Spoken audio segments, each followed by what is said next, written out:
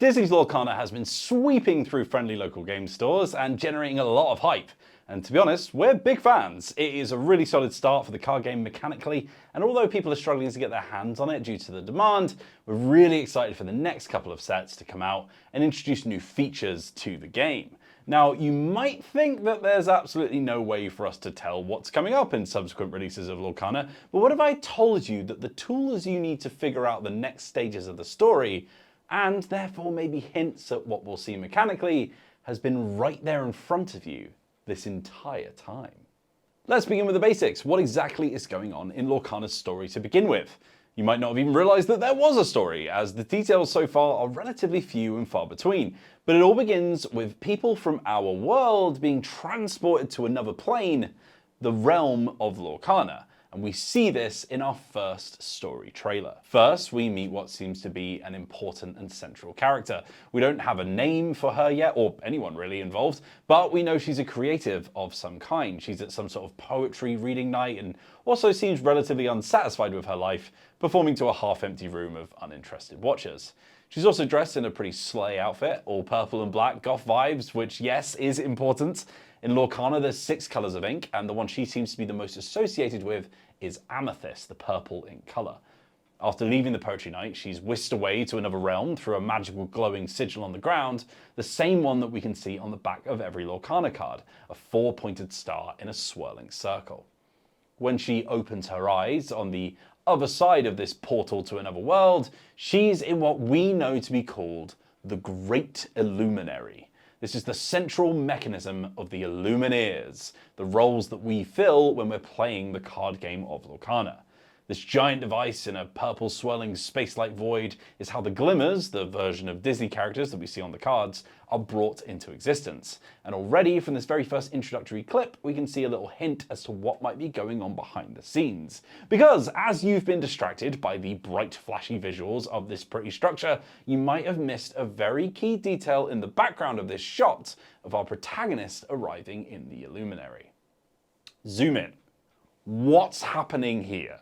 This room seems to be entirely flooded with a purple liquid, even to the point where it's got bits of the room floating in it, like giant books, and even columns that presumably are supposed to be supporting the building that we're in. If we look back to the first ever trailer release for Lorcana, we get another view of what appears to be the same character, or at least someone dressed in an almost identical outfit with short purple hair, a purple skirt, and thigh highs.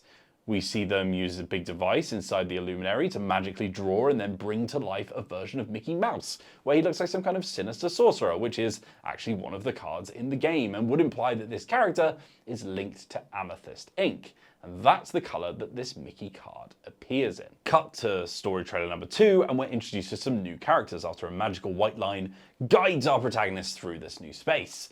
Again, these 2 new characters are very much colour-coded to some of the inks in the game, this time clear colour pairs, with one character dressed head to toe in red and blue, linking him to ruby and sapphire, and the other in yellow and green, linking them to amber and emerald. It's worth noting that in the official rules of the game, a Lorcana deck can only have a max of 2 colours in it, so maybe our Illumineers are intrinsically linked to 2 of the inks. Perhaps, who knows? The first character also has some kind of weird device on his arm, which seems to contain red and blue ink, which would further cement our theory. After a huge mechanism in the rafters appears to channel some kind of energy through the Illuminary, which the official website describes as light from a story star, each one containing small fragments of Disney stories, our characters are once again guided into a new chamber. This is the same one that we saw in that first ever trailer, with the book in the center that summoned forth our sorcerer Mickey. Our main character picks up what we know through the internet to be an ink caster, sort of magical staff for bringing these Disney characters to life. Hers is shaped like a giant fountain pen, which matches her love of writing. And you can see that the green and yellow character seems to have some kind of like guitar-shaped caster on their back as well, suggesting that they're some sort of musician. Also, side note, it appears that this character is also canonically trans from the badge on their vest, which I think is very cool, and I like it. And if you don't, then please get out of our comment section. Thanks. This mechanism seen at the center of the Great Illuminary and the Illuminary itself are very important pieces to what's going on. So pay attention to them, and crucially, what they look like, because it will come up again. More info on that later, but for now, we'll see our main character performing another ink cast, making what's officially known as a glimmer to summon Hercules into her world, And then something mysterious happens to finish off our final trailer, or at least what we've got available when we're making this video. Without anyone in the team interacting with it, the machine at the center of the Illuminary begins to charge up, and a burst of light ends the video. Just before the screen fades to white though, you'll see that our main character also appears to be doing something with her ink caster. Is that in response, in defense? I'm not sure. Whatever happens, it seems as though the machine was doing something of its own accord without anyone actually activating it, which is strange. Before we move on, I'll also just note one key detail from the story page on Lorcana's official website. After basically giving a written version of our intro to the Great Illuminary and how creating glimmers works, we get this final line on the story page. Soon, other Illumineers across the globe will be called to the aid of Lorcana. You'll summon glimmers to quest with you as you search for missing lore in a race against time. Only together can you protect this wondrous realm from threats.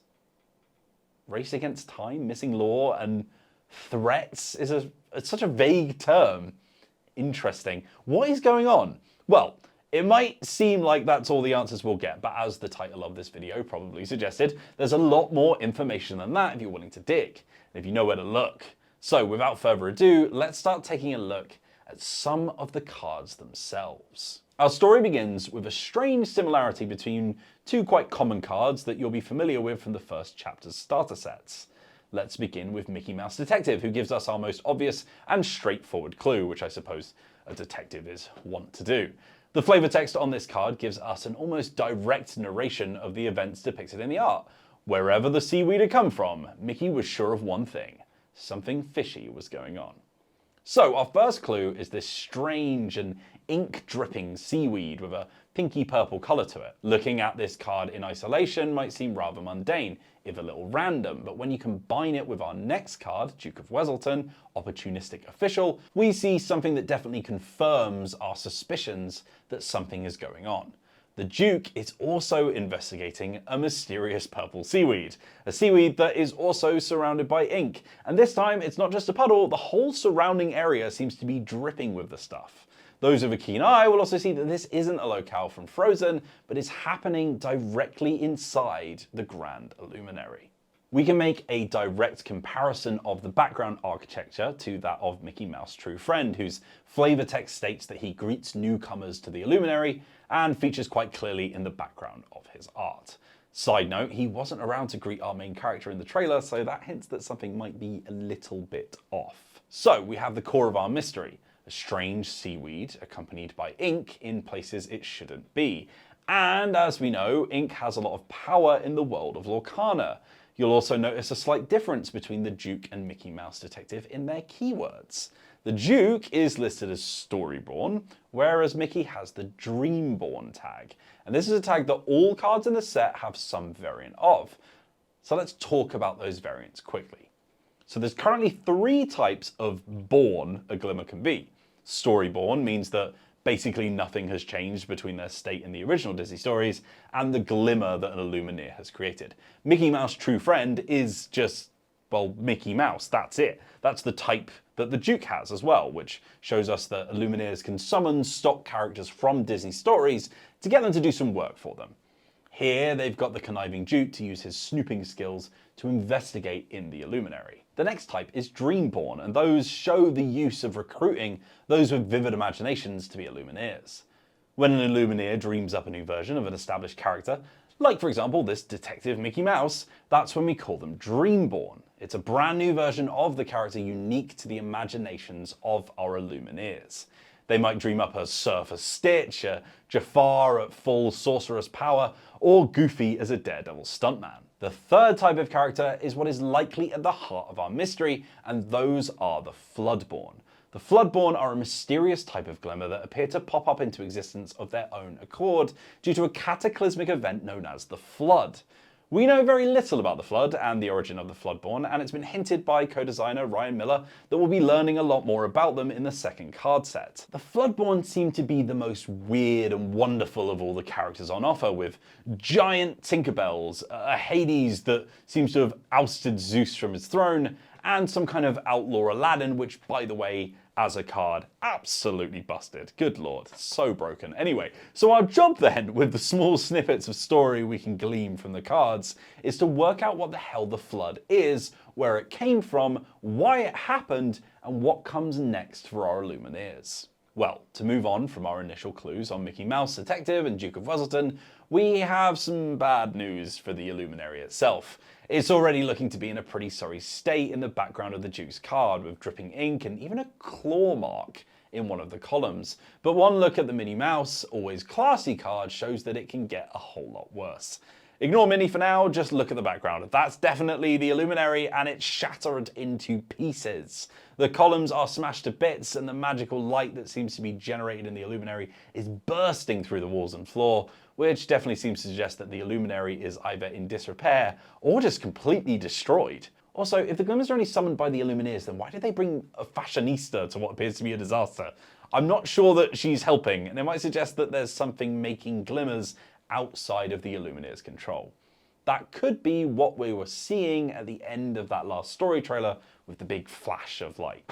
Who knows? There's only a couple of other cards which show the Illuminary in the background of their art. In Emerald, we can see Genie and Tinkerbell being summoned as their normal selves, and it could be said that Tinkerbell, most helpful, is living up to her name to assist the Illumineers with the cleanup operation. But in the background of her art, the Illuminary seems to be in a pretty good state with no visible damage or mess. It's tough to say the order of events on these cards, but I'm inclined to believe that Tink here shows up before the damage is done, unless she's done a really fantastic cleanup job with the aid of the Genie. Now, the cards in Amethyst show a very different story. Remember that Mickey Mouse from the very first trailer? Well, in his card art, you'll see that the Wayward Sorcerer appears to be leading his horde of brooms, a reference to the Sorcerer's Apprentice in Fantasia, to carry buckets of some purple liquid through the halls of the Illuminary. We can tell it is in fact the Illuminary by looking at the card for the magic brooms themselves, which shows us a close-up of the same scene with flavor text saying that they are in fact in what it calls the immense story forge known as the Great Illuminary. We also get a really good look at this strange purple liquid they're carrying. It appears to be a sort of burning purple fire that drips like water, matching the color pattern and shape language of Amethyst ink. Mickey himself even wears the sigil for Amethyst ink on the belt buckle of his robes. So there's two ways we can read this. Mickey is transporting copious amounts of what we can assume is Amethyst ink, either to somewhere or from somewhere. Is he perhaps cleaning the purple spill that we saw in that first story trailer? Or is he maybe even causing it? Interestingly, I'm inclined to say it's the latter. Look at the art in Mickey Mouse Wayward Sorcerer. Wherever the brooms are taking that purple fire from, it's like elevated up a ramp. If he's cleaning up the massive spill, then why is this part of the Illuminary not also flooded? It's below where the spill would be, so...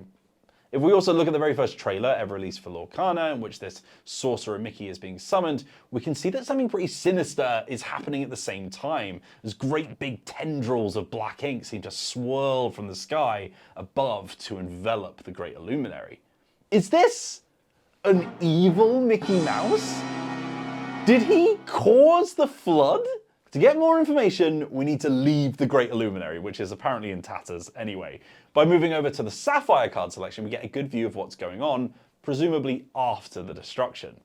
It seems our Illumineers are trying to either repair the Illuminary or find some kind of replacement for it, and its central mechanism, as a glimmer of Belle from Beauty and the Beast, is engineering some new device that appears to match the Illuminary's construction. The interesting thing is that this device seems to be portable. It's got an almost pistol-like grip with like a trigger that activates the device. That might hint that we're right in thinking the Illuminary is in a state of disrepair if the Illumineers are in need of something mobile to do their glimmer creation. Either that, or they've got a journey to make. There's actually another inventor card in this first set as well, with Maurice also working on some contraption in his Sapphire card. It seems like our blue and red ink-leaning Illuminaire is a bit of an engineer or technologist, which would explain why his Inkcaster seems to be the most sort of like gadgety of the lot. Maurice appears to be working on the spinning device at the center of the Illuminary's gadget, which presumably channels the star power that brings the glimmers to life when fused with ink. I know this is a lot of weird words. What's really interesting is the origin of that device though. If we look at Ariel, Who's It Collector, we can see a very similar looking device nestled amongst the gubbins that Ariel treasures from the surface world. And when looking at the art for both of Ursula's Ely henchmen, we can see that it was actually stolen from Ariel. We see Jetsam snooping around Ariel's cave with the quote, "We can get you anything you want," with his accomplice Flotsam physically stealing this spinning like armillary sphere looking device with the quote, "We know someone who can help you for a price." I will also point out that those aren't just quotes from the film. The little divider above the flavor text that has like a little fountain pen at its left point denotes that this text was written by the Lorcana designers. Otherwise, we would have seen a little book icon for a quote from the film. Uh-oh! Ursula is one of Disney's big and iconic villains, and if our main characters have entered into some kind of deal with her, that could spell trouble. Not to mention that black ink and seaweed being one of our core clues for what's going on, seems like a pretty telltale sign that Ursula is at the very least involved. It's not just Ursula that we have to worry about though, with a quick glance at the keywords for each colour set showing us that Amethyst characters might be the most villainous of the lot. Emerald and Ruby have the most villain keyworded cards outside of Amethyst with 6 cards each. But you know how many villains Amethyst has? 10. Not to mention that one of them is, of course, Ursula, the sea witch known to give you a deal that's more than you bargained for. What's even more interesting is that whilst our Wayward Sorcerer doesn't have the villain tag, which admittedly might have been a bit of a giveaway, he is actually the only Mickey Mouse card in the entire set that doesn't have the tag of hero. So we can assume that this glimmer of Mickey is at the very least morally grey. So while the Amethyst Glimmer's working on some kind of hostile takeover, is our main character at the centre of it all just seems a little bit suspicious, doesn't it? Not to mention that everything that seems connected to this mysterious flood event is wrapped in a purple hue, with even a purple sea-dwelling villain potentially pulling the strings in the background. And that is kind of as far as I've gotten. I've been trying to figure this out, looking at all the cards and, you know, piecing things together, but it is still very cryptic. The most difficult thing being that because these are just cards that sit in isolation, it's hard to work out which bit comes before the other, which sort of order of events they're laid out in. And because of that, sometimes I can read something as that character looks like they're up to no good, when in fact they could just be helping out after the fact, like with the Sorcerer Mickey. So what do I think is happening? Well, it's tough. One thing that I do want to point out is that there is a bit of a disparity between these two purple characters that appear in the trailers. That very first trailer ever, the one in which Sorcerer Mickey is actually being summoned, while she's got a very similar outfit to the one that we inevitably see in the first story trailer, it's not one-to-one. She's got this jacket on, her hair's like a little bit different, and she also just seems smaller. If you look at her in comparison to the size of the ink caster that she's holding, and then look at the like other purple character, I guess, holding that same ink caster, it seems like this person is a lot smaller, like a lot more diminutive. So that could suggest that maybe it's a different person. Maybe it's like a younger version of the purple character that we meet. Maybe it's a little sister or something like that. I don't know. It's strange, and I get the feeling that this idea of this purple character being the center is maybe supposed to be a little bit of a red herring because of this other scene. Maybe we just assume that they're the same. Maybe I have. I don't know. It's tough. Let me know what you think about that below. But there's also just a lot of other seemingly unconnected versions of things happening in cards that don't seem like they're linked to that central seaweed mystery, but are still kind of interesting. Like, for example, all of these Dreamborn characters presumably were made for a reason. Like, for example, these are storyborn examples, but if you look at the Mickey Mouse in the amber color, that's just like, yeah, like he greets new Illumineers. He's got like a purpose. And then if you look at the Steamboat Willie version of Mickey, again, have a storyborn, but his flavor text suggests that he's like a sort of, I don't know, like a kind of Karen style, not Karen with a K, it's C-H-A, I don't know how you pronounce that, from Greek myth, the boat guy, don't pay the boat guy until he's taking you over the river. He provides that kind of like transport role through what they've called the Inklands. What are the Inklands? I don't know. It's like, can you physically enter the story worlds that we're pulling these glimmers from? Maybe, I'm not sure. The only sort of view of Lorcana we've ever had is this Illuminary, which is in space. So is there like a physical place we can walk around in? tough to say. Presumably you can also take things out of that world, because if they took that armillary sphere looking thing from Ariel's like actual story built world, if that's taken out and now is being used in the world, it's like, are the objects like physical things we can grab? Because there are item cards as well. There's the stolen scimitar and the scepter of Arendelle and all that kind of stuff. So presumably you can grab things. Are they being ink casted, or are they being like taken from the world? I don't know. It's very strange. We also sort of suggest that the main character in her purple and steel combination, as she summons a Hercules card, which is a steel card. So she's got like a purple and she's got lots of silver jewelry. So maybe that's like her color combination. But is she just locked to those two colors forever? Is the red and blue person only able to summon red and blue? I don't know. Maybe that's why we can only build decks with two colors. Maybe that's literally just a gameplay thing and I'm reading too much into it. There's a lot going on. Also, why is there a brave little Tailor Mickey? Because he's got multiple cards. You've got the cut to the chase card, which readies someone up. If you look in the art, he's like sieging a castle or something, and you can actually see there's a silhouette, and like, is that Pete? That looks like Pete, right? Is he going to be in the next set? I guess so. It's...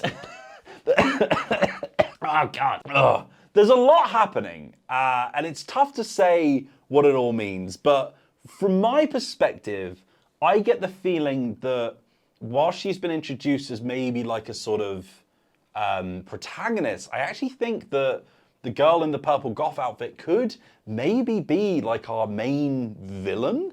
Not necessarily evil, but like is screwing things up.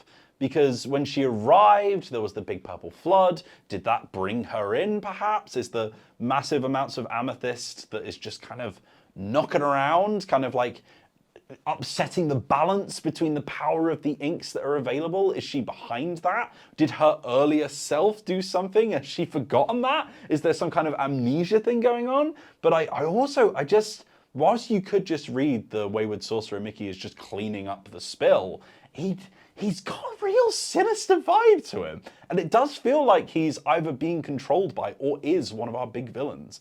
I think it would be a very like brave and interesting choice for Disney to choose their mascot to be the main arch enemy of the first few sets. So, you know, hats off. I didn't think we'd see a canonically trans character in the first story trailer, but we did, and that's sick. So, yeah, I don't know, it's interesting. There's a lot going on. I'm not fully aware of what it all is. I get the feeling that the three Illumineers we know, maybe just the other two, outside of the purple one, if she's doing something malicious, are now having to travel through what they've called the Inklands, find alternative ways of summoning these glimmers. So they've used these like inventor versions of Bella Maurice to make these kind of contraptions for them, because something has happened around the flood. Like the Floodborn is causing things to go awry. It seems like glimmers are just sort of popping up, like maybe where they shouldn't be. Perhaps even the flood created the Inklands, because all we've seen of Lorcana is just the space, right? And yet when you look at that Mickey Mouse riding a boat, that's not just a shot from the cartoon. He's in some strange landscape. He's got like a very like Lorcana coded boat. It's got the same sort of like flowing kind of like vein like structure to it. And there's also there's gems everywhere. I don't know if you've noticed this, but like everyone seems to have these like big kind of gems. Like for example, that steamboat character has like a big green gem. If you look at the Shield of Virtue, that's not how it looks in the film. It's not how it looks. There aren't 3 gems on it. It's just a shield, and now there's 3 gems on it for some reason. You've got like the Minnie Mouse Princess has got a gem. The Prince Ali has gems. Is that just a stylistic thing? Or are we in the Inklands? I don't know. There's only one way to find out, and that's to get the new set, which should be coming before the end of the year. So we'll find out where this is all going. We know that the Floodborn are involved in some way. I get the feeling that almost like a new world has been created by accident.